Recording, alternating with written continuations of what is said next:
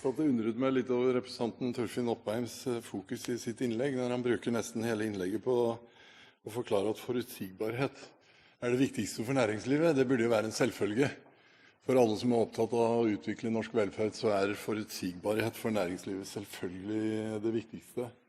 Men hvis Torfinn Opheim også hadde lyttet til næringslivet, så er det formuesskatt som seiler opp som sak nummer 2.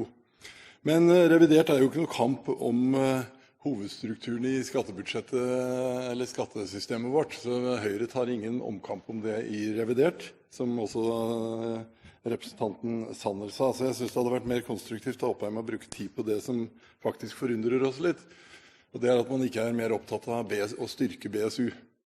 Det legger Høyre mye vekt på, for vi ser at det er unge i etableringsfasen som har det tøffest når det gjelder gjeldsoppbygging og det å komme seg inn i boligmarkedet. Og jeg synes de rødgrønne, og særlig Arbeiderpartiet, kanskje burde ta den innfallsvinkelen at dette er en ordning som begunstiger de med lav inntekt mest, og det er også en ordning som begunstiger de som for eksempel velger et yrkesvalg i stedet for høyere utdanning, for de kommer tidligere inn og får inntekt, og dermed så nyter de godt av skattefradraget. Så er det litt om skattelister. Der anerkjenner vi at regjeringen tar noen grep, men vi synes ikke de går langt nok. Og vi skjønner heller ikke hvorfor man skal øke tilgjengeligheten av skattelistene på Skattedirektoratets hjemmeside. Derfor foreslår vi at det fortsatt skal være begrenset til 3 uker. Jeg synes man i hele tatt har en kjempeproblemstilling rundt det der med tilgjengelighet. For hvis du nå googler mennesker som ikke har lyst på å være veldig mye i offentligheten, men som enten har lav eller høy inntekt eller ligger litt på siden av det som er vanlig i samfunnet, så vil man se at det er stort sett skatteoppslag som dukker opp på den type mennesker. Og det betyr at offentligheten er sånn sett nesten til evig tid. Vi synes også at man burde ha gjort det identifiserbart hvem som søker på i skattelistene.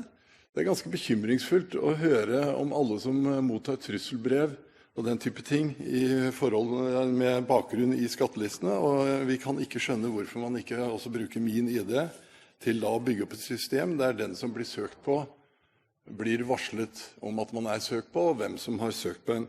Men der ligger det en uenighet. Vi forundrer oss også litt over argumentasjonen rundt kritisk journalistikk. Jeg tror det var på en av våre TV-kanaler hvor jeg så et intervju med en som hørte til i B-gjengen. Han kjørte rundt i Ferrari, hadde 0 inntekt.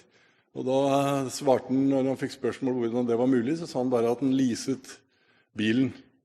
Journalisten klarte ikke å følge opp med et kritisk spørsmål om det virkelig ikke koster penger.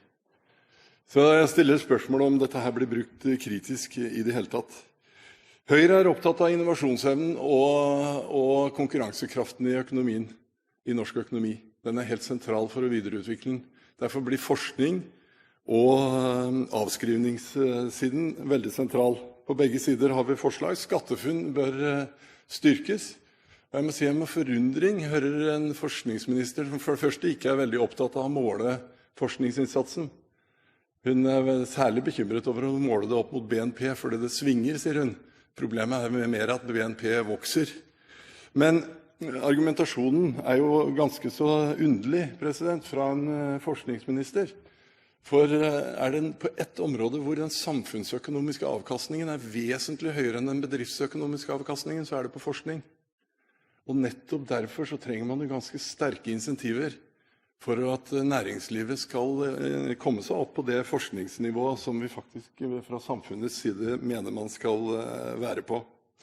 Så det er den type grep vi har fokusert på i budsjettet. Så en liten kommentar til FrPs forslag om skattefradrag for håndverkstjenester og serviceoppdrag.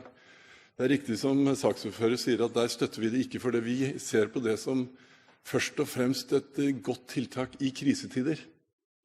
Sverige var i en helt annen situasjon enn Norge er nå. Vår utfordring er faktisk å finne arbeidskraften, sånn som statsministeren også var inne på, og vår utfordring er å bruke den riktig. Og da mener Høyre at det er viktig å prioritere generelle skattelettelser, lettelser i formuesskatt og arveavgift og den type ting, framfor å innføre nye skatteordninger på det. Noe helt annet det at vi kan ha felles interesse om å få eldre til å være lenger hjemme. Der har vi en lite hint i en merknad, men det tar vi senere. Takk.